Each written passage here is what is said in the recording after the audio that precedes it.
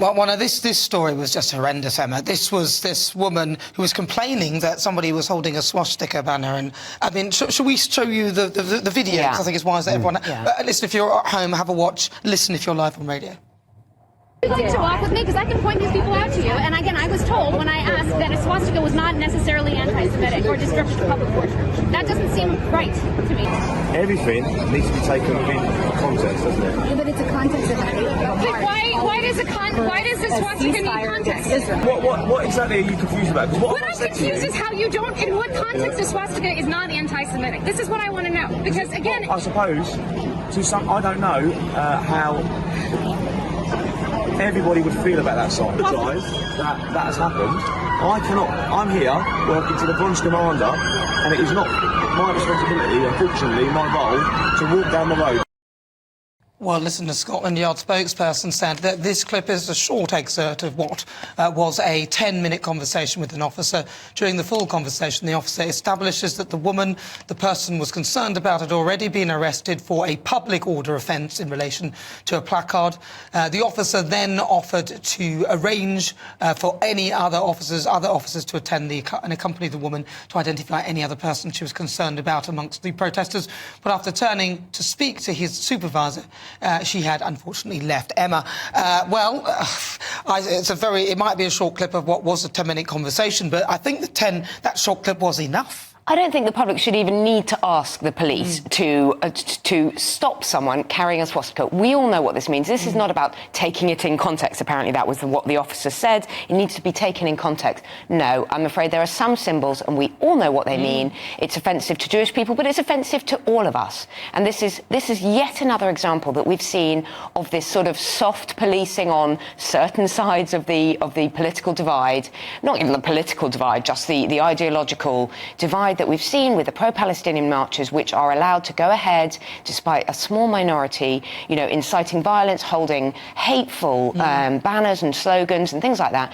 I don't think there's much that the police can defend themselves. Matthew Larser, Suella Braverman has been vindicated, has she not, in her quite controversial column she penned last year about these so-called hate marches. Policing, yeah. Look, I think it's incredibly unfortunate that the woman felt that she had to go and approach a police officer, as Emma says, to go and get it removed, and it's not the police aren't automatically clamping down. I'm glad, as the police say in their statement, that one person had already been arrested for public order offence, and that there was a mechanism. I mean, I think, to be fair to the guy... but the copper didn't know that. I think he went to speak to a supervisor, which they're saying is in the 10-minute video. But look, I mean, clearly the police should be proactively clamping down on people who are waving swastikas. Because I think if it was a far-right demonstration... they'd be on it. Waving swastikas, quite rightly, they would be all over it. So they need to be all over it whenever it appears, whoever is waving a swastika... I mean, Tommy Robinson can barely appear in public without being wrestled to the ground, even if he just turns up at something, which is fine. Flag would be enough. I mean, I think you're not holding an England flag. It shouldn't be an offence, but holding a swastika, whether you're Tommy...